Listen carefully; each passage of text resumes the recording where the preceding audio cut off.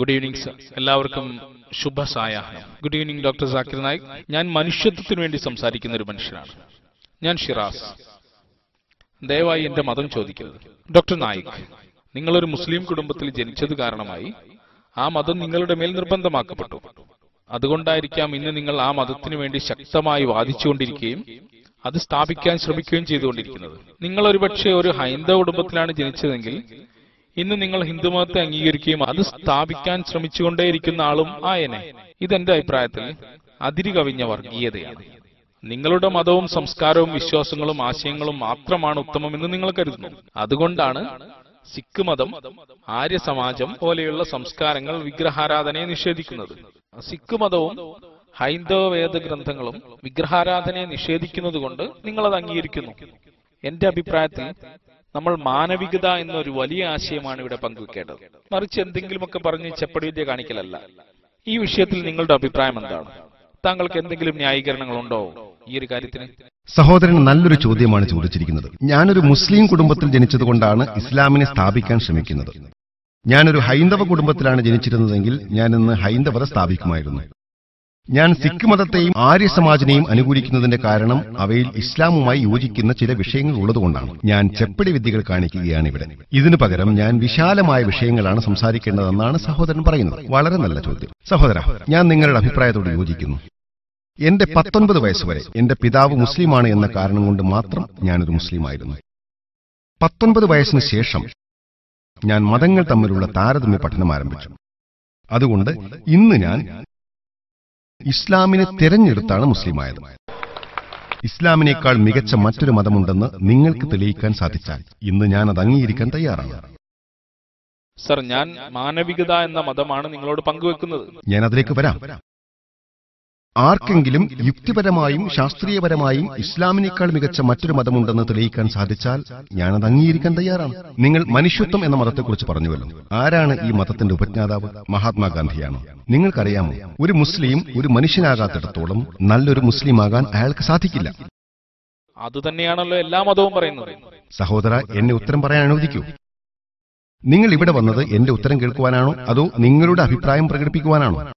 ആരോഗ്യകരമായ ചർച്ചയിലൂടെ യുക്തിപരമായ ഉത്തരത്തിലെത്താനാണ് ഞാൻ ആഗ്രഹിക്കുന്നത്. സഹോദര, ഇതൊരു സംവാദമല്ല. അതുകൊണ്ട് എന്റെ ഉത്തരം ശ്രദ്ധിക്കുക. അതിനുശേഷം നിങ്ങൾക്ക് അഭിപ്രായം പറയാം. ദയവായി തുടരുക. ഞാൻ എന്റെ ഉത്തരം പറഞ്ഞു തീർക്കട്ടെ. നിങ്ങൾ ഇടയ്ക്കിടയ്ക്ക് അഭിപ്രായം പറയുന്നത് ബുദ്ധിമുട്ടുണ്ടാക്കും. നിങ്ങൾ ശ്രദ്ധയോടെ കേൾക്കുക. നിങ്ങളുടെ മനസ്സിൽ മഹാഭാരതം പോലുള്ള എന്തെങ്കിലും ചിന്തകളാണ് ഉള്ളതെങ്കിൽ നിങ്ങൾക്ക് എങ്ങനെയാണ് ശ്രദ്ധിക്കാൻ കഴിയുക? സാർ തുടർന്നോളൂ. നിങ്ങൾ ചോദ്യം ചോദിച്ചപ്പോൾ ഞാൻ ഇടയ്ക്ക് തടസ്സമുണ്ടാക്കിയോ? ദയവായി താങ്കൾ സംസാരിച്ചോളൂ. ഞാൻ തടസ്സമുണ്ടാക്കിയോ? ഇല്ല, നിങ്ങൾ തടസ്സപ്പെടുത്തിയിട്ടില്ല. നിങ്ങൾ ഉത്തരം പറഞ്ഞോളൂ. നിങ്ങൾ എല്ലാം എഴുതി വെച്ചിട്ട് അത് നോക്കി ചോദിച്ചപ്പോൾ ഞാൻ തടസ്സപ്പെടുത്തിയില്ലല്ലോ. ഞാൻ മറുപടി പറയുമ്പോൾ അത് ശ്രദ്ധിക്കുക. നിങ്ങൾ എന്തിനാണ് അഭിപ്രായം പറയുന്നത്? ഇല്ല, നിങ്ങൾ തടസ്സപ്പെടുത്തിയിട്ടില്ല. നിങ്ങൾ ഉത്തരം പറഞ്ഞോളൂ.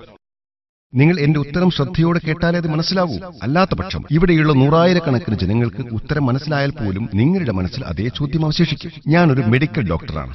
ഒരു വ്യക്തിക്ക് 2 കാര്യങ്ങൾ ഒരേ സമയം ശ്രദ്ധിക്കാൻ സാധ്യമല്ല. ഉത്തരം ശ്രദ്ധിച്ചു കേൾക്കൂ. അതിനുശേഷം യാതൊരു കുഴപ്പവുമില്ല. അപ്പോൾ നിങ്ങൾ മനുഷ്യത്വത്തെക്കുറിച്ചാണ് സംസാരിച്ചത്. ആദ്യം നിങ്ങളുടെ മതം ഏതാണെന്ന് ചോദിക്കരുതെന്ന് പറഞ്ഞു. എന്നിട്ട് നിങ്ങൾ മനുഷ്യത്വം എന്ന മതം അംഗീകരിക്കുന്നുവെന്ന് പറഞ്ഞു. നിങ്ങളുടെ വീക്ഷണത്തെ മറ്റുള്ളവർ അറിയുന്നതിൽ നിങ്ങൾക്ക് ലജ്ജയുണ്ടെന്ന് ഞാൻ ആദ്യമേ പറയട്ടെ. എന്നിട്ട് നിങ്ങൾ മനുഷ്യത്വത്തെക്കുറിച്ച് സംസാരിക്കുന്നു. ഞാൻ നിങ്ങളോട് ചോദിക്കട്ടെ, മനുഷ്യത്വം എന്ന പുസ്തകം രചിച്ചത് ആരാണ്? അങ്ങനെയൊരു ഗ്രന്ഥമുണ്ടോ? മനുഷ്യത്വത്തിന്റെ വല്ല മാർഗനിർദ്ദേശക രേഖകളുമുണ്ടോ? ഞാൻ പറയട്ടെ, ഒരു മുസ്ലിം നല്ലൊരു മനുഷ്യനാകാത്തിടത്തോളം അദ്ദേഹത്തിന് ഒരു മുസ്ലിമാകാൻ കഴിയില്ല. എല്ലാ മതങ്ങളും അങ്ങനെ പറയുന്നില്ല എന്ന് ഞാൻ ക്ഷമാപൂർവ്വം പറയട്ടെ. നിങ്ങൾ മറ്റു മതങ്ങളെപ്പറ്റി പഠിച്ചിട്ടില്ല. എനിക്കൊരു വലിയ പ്രഭാഷണത്തിന് നടത്തുവാൻ സാധിക്കും. വേദങ്ങളിൽ നിന്നും ഹൈന്ദവ വേദഗ്രന്ഥങ്ങളിൽ നിന്നും ബൈബിളിൽ നിന്നും മനുഷ്യത്വത്തിനെതിരെയാകുന്ന ഉദ്ധരണികളുടെ ഒരു പ്രഭാഷണം എനിക്ക് നടത്തുവാൻ സാധിക്കും. ഞാൻ ഒരു മതത്തെയും വിമർശിക്കാനല്ല ഇവിടെ വന്നിരിക്കുന്നത്. നിങ്ങൾ ഒരു മതത്തെക്കുറിച്ചും പഠിച്ചിട്ടില്ല എങ്കിൽ ദയവായി നിങ്ങൾക്കറിവില്ലാത്ത വിഷയങ്ങളെക്കുറിച്ച് പറയാതിരിക്കുക. ഖുർആനിൽ അധ്യായം 16:43 അധ്യായം 21:7 പറയുന്നത്, നിങ്ങൾക്കറിഞ്ഞുകൂടെങ്കിൽ വേദം മുഖേന ഉത്ബോധനം ലഭിച്ചവരോട് നിങ്ങൾ ചോദിച്ചു നോക്കുന്നു. നിങ്ങൾ മതങ്ങൾ തമ്മിലുള്ള താരതമ്യം പഠനം നടത്തുന്ന ഒരു വിദ്യാർത്ഥിയല്ല. അറിവില്ലാതെ ദയവായി അഭിപ്രായങ്ങൾ പറയാതിരിക്കുക. ബൈബിളിൽ നിന്നും മനുഷ്യത്വത്തിന് എതിരെയുള്ള നിരവധി വചനങ്ങൾ എനിക്ക് ഉദ്ധരിക്കുവാൻ സാധിക്കും. ഖുർആനിൽ നിന്നും പ്രവാചകൻ നബി സല്ലല്ലാഹു അലൈഹി വസല്ലമയുടെ അധ്യാപനങ്ങളിൽ നിന്നും മനുഷ്യത്വത്തിനെതിരെ നിൽക്കുന്ന ഒരു വചനമെങ്കിലും കാണിക്കുവാൻ ഞാൻ നിങ്ങളെ വെല്ലുവിളിക്കുന്നു. അതുകൊണ്ട് എല്ലാ മതങ്ങളും അങ്ങനെ പറയുന്നുവെന്ന് എന്നോട് പറയാതിരിക്കുക. ക്ഷമിക്കണം, നിങ്ങളുടെ അറിവ് വളരെ പരിമിതമാണ്. നിങ്ങൾ മനുഷ്യത്വത്തെക്കുറിച്ച് പറഞ്ഞുവല്ലോ, ആ വിഷയത്തിൽ നിങ്ങൾ 2ാം ക്ലാസ്സിലാണ്. ഞാൻ പറയുന്നത് സ്കൂൾ ഘട്ടം വിജയിക്കുന്നതിനെക്കുറിച്ച് മാത്രമല്ല, ബിരുദവും ബിരുദാനന്തര ബിരുദവും ഉൾപ്പെടെയുള്ളവ നേടുന്നതിനെക്കുറിച്ചാണ്. ഇസ്ലാം എന്നത് ഉയർന്ന നിലവാരത്തിലുള്ളതാണ്, മനുഷ്യത്വം എന്നത് താഴ്ന്ന നിലവാരത്തിലുള്ളതാണ്. ഒരു മുസ്ലിമിന് നല്ലൊരു മനുഷ്യനാകാതെ നല്ലൊരു മുസ്ലിമാകാൻ സാധ്യമല്ല. മനുഷ്യത്വത്തിനെതിരെ നിൽക്കുന്ന ഇസ്ലാമിലെ ഒരു അധ്യാപനം കാണിക്കുവാൻ ഞാൻ നിങ്ങളെ വെല്ലുവിളിക്കുന്നു. ഒരു അധ്യാപനത്തിന്റെ പിറകിലുള്ള യുക്തിപരമായ സാഹചര്യവും യുക്തിപരമായ കാരണവും അറിയാതെ നിങ്ങൾ ഒരുപക്ഷെ ആ അധ്യാപനത്തെ മനുഷ്യത്വത്തിന് എതിരായി കണ്ടേക്കാം. ഉദാഹരണത്തിന്, ഡോക്ടർ ഇഞ്ചക്ഷൻ എടുക്കുമ്പോൾ അതെനിക്ക് വേദന ഉണ്ടാക്കുന്നുവെന്ന് നിങ്ങൾ ഒരുപക്ഷെ പറഞ്ഞേക്കാം. പക്ഷെ അത് നിങ്ങൾക്ക് നല്ലതാണ്. ഡോക്ടർ നിങ്ങളുടെ ഉദരം കീറുന്നു, പക്ഷെ അത് നിങ്ങളുടെ ജീവൻ രക്ഷിക്കാനാണ്. ഡോക്ടർക്കറിയാം അതിന്റെ ഗുണങ്ങൾ, നിങ്ങൾക്കറിയില്ല. ഉദാഹരണത്തിന്, എനിക്ക് 2 കാര്യങ്ങൾ തിരഞ്ഞെടുക്കുവാനുള്ള സ്വാതന്ത്ര്യമുണ്ടെന്ന് കരുതുക.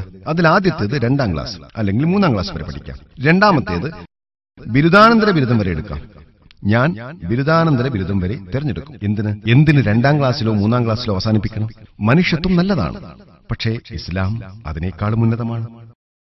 ഞാൻ മുസ്ലിം കുടുംബത്തിൽ ജനിച്ചതുകൊണ്ടാണ് ഇസ്ലാമിനെ അംഗീകരിക്കുകയും സ്ഥാപിക്കുകയും ചെയ്യുന്നത് എന്ന നിങ്ങളുടെ ചോദ്യത്തിനെ സംബന്ധിച്ച് പറയുകയാണെങ്കിൽ, ആരെങ്കിലും ഇസ്ലാമിനേക്കാൾ മെച്ചപ്പെട്ട മറ്റേതെങ്കിലും മതമുണ്ടെങ്കിൽ തെളിയിക്കുവാൻ ഞാൻ പറഞ്ഞല്ലോ. ഞാൻ മിക്ക പ്രധാനപ്പെട്ട മതങ്ങളെക്കുറിച്ചും പഠനം നടത്തിയിട്ടുണ്ട്.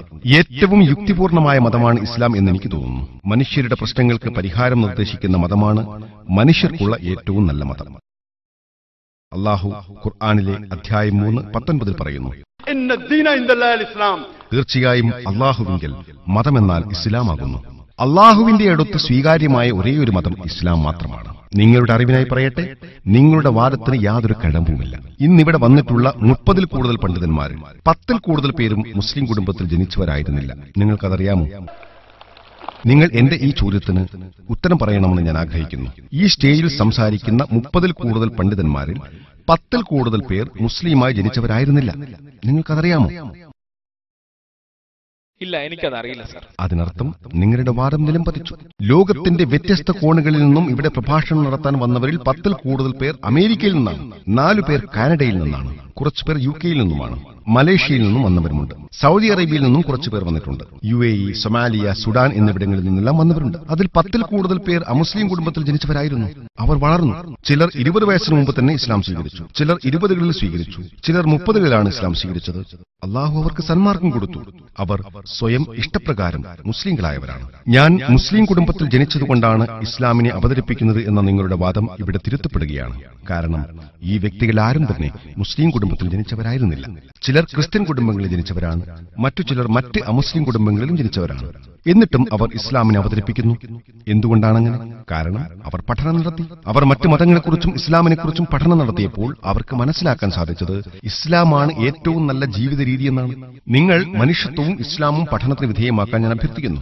എന്നിട്ട് നിങ്ങൾ മനുഷ്യത്വത്തിന് എതിരെ നിൽക്കുന്ന എന്ത് കാര്യമാണ് ഇസ്ലാമിലുള്ളത് എന്ന് പരിശോധിക്കുക. അപ്പോൾ നിങ്ങൾക്ക് ഏറ്റവും നല്ല മതം ഏതാണെന്ന് മനസ്സിലാക്കാൻ സാധിക്കും. ഞാൻ നിങ്ങളുടെ മതത്തെക്കുറിച്ച് ചോദിക്കുന്നില്ല, പക്ഷേ ഏറ്റവും നല്ല മതം സ്വീകരിക്കാൻ ഞാൻ നിങ്ങളോട് അഭ്യർത്ഥിക്കുകയാണ്. ഏറ്റവും നല്ല ജീവിത രീതിയും മനുഷ്യർക്കുള്ള ഏക പരിഹാരവും ഇസ്ലാമാണ്. Thank you sir.